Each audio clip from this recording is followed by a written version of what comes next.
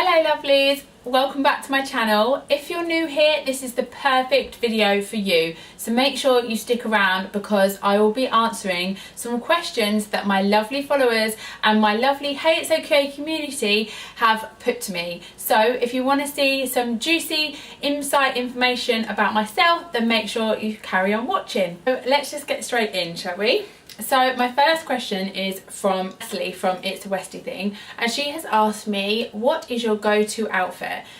So I don't really have a go-to outfit. I've been racking my brain thinking about this question since she asked me a couple of days ago, and I just don't have one. I just go with the flow. How I put together my outfits is mainly due to what I'm doing that day. So if I'm at home and I'm just going to potter around the house, I might wear something like I'm wearing today. If I was cleaning and having a massive deep clean, I'd either stay in my pyjamas, I'd either chuck a pair of mum jeans on, a hoodie and some trainers if we were going out, style it up with a bag and a couple of accessories. Yeah, it kind of depends on what we're doing for the day and my mood, I guess. The second question is from the lovely Tanita from Just Motherhood. So thank you, Tanita, for asking me this question. It is another sort of style question. It is, where's your favourite place to shop for you and Arthur? So I actually filmed a video on Arthur's wardrobe, which I will link below in the little description box. But if you watch that video, you would have heard that basically a lot of Arthur's wardrobe up until now have been completely second-hand, so they've just been given to us by his cousins, cousins, friends, that kind of thing. However, his nan and granddad recently got him some new clothes and they were from Zara and I absolutely loved them, and a couple were from H&M, and those are two shops that I would go to look for Arthur's clothes anyway. So yeah, Zara and H&M are my go-to places to shop for Arthur. And when it comes to me and my style, at the moment, when I do go shopping, I like to shop in Primark. That is one of my fave shops to Primark. It's always been one of my faves. And Nasty Gal. At the moment, Nasty Gal has a 60% off, which is incredible. So if you fancy getting anything that you see, I do tag my outfits over on my Instagram. So if you see anything that you like, make sure you head over there now because it will be 60% off. But yeah, Nasty Gal and Primark are my two go-to places to shop. The next question is, what inspires your style and outfits, or who inspires your styles and outfits? So I would have to say there are two people that definitely inspire my style and outfits, and that but they are quite different. That is Lucy Jessica Carter. She always looks amazing and I just love her style, and I usually watch her style videos religiously and I take little bits out of what she's got or what she's wearing, and then I sort of interpret it or style it up into how I want to style it.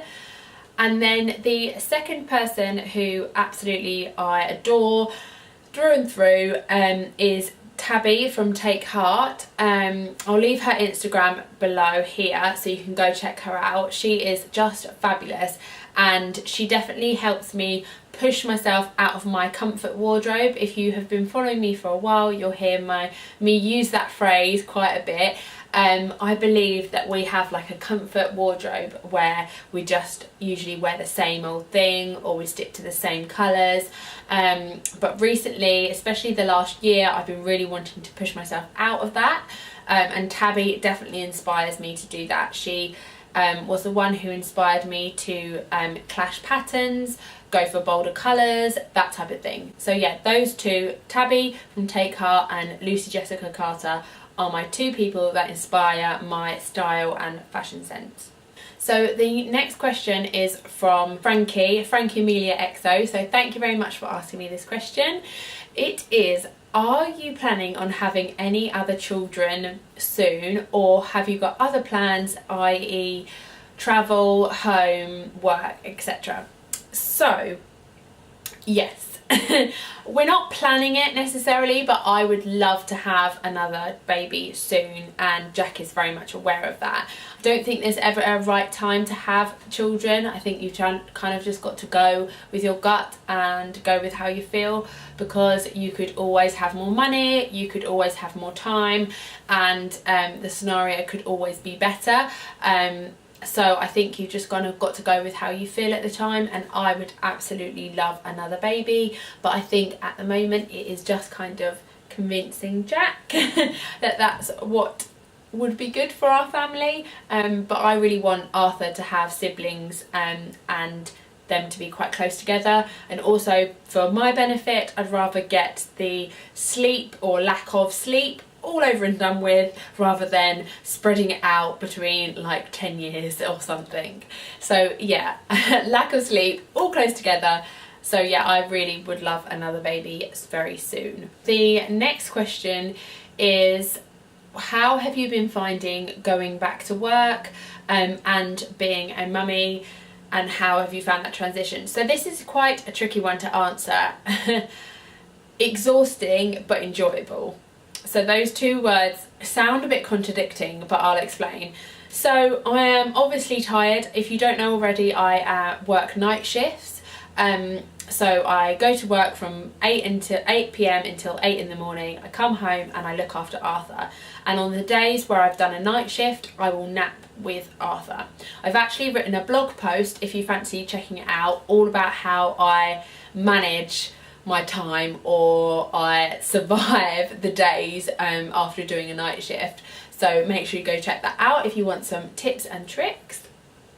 But yeah, I would say that I have been doing pretty well. I do get tired, and I do get quite overwhelmed when I'm tired, so I tend to cry. But I think knowing that that's what the reason is, instead of trying to think that is another reason, is really important and keeps me grounded and keeps me settled. The question is, are you still breastfeeding Arthur? If not, did you find it easy to stop? So thank you very much for this question. Yes. No, I am not still breastfeeding Arthur. I breastfed him exclusively for 4 months. And then we went and we started weaning him. So we started weaning him at 4 months, and I was then breastfeeding him and feeding him puree food. And then around the 6 month mark, I introduced, I went from just purees to purees and baby-led weaning and breast milk. And then as he got a little bit older, so around the 8th month mark, I started to combination feed him. So obviously he was eating food by then, and then I started to do breast and formula milk. It was pretty easy for me, because around that time, as I said, wasn't great for me, and the breastfeeding that me and Arthur were doing wasn't like, he wasn't laying in my arms settling down. I had already transitioned him off the breast for his nighttime feed onto the bottle, so it wasn't like, it was just during the day when he wanted it, and it wasn't for a long period of time. It wasn't snuggly like those newborn snuggles that you breastfeed them. It wasn't like that for me anymore, so it kind of naturally came to its end of its transition.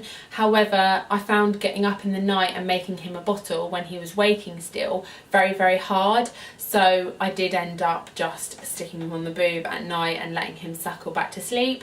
So it wasn't until around 10-11 months that we finally completely stopped, and that was kind of a natural end. My milk had dried up by then, so him going on to formula, I had already expressed ever since he was a newborn, and we tried many different bottles to get him to take the bottle, just so that I could have like an hour break, or also so that Jack could have a chance at feeding him.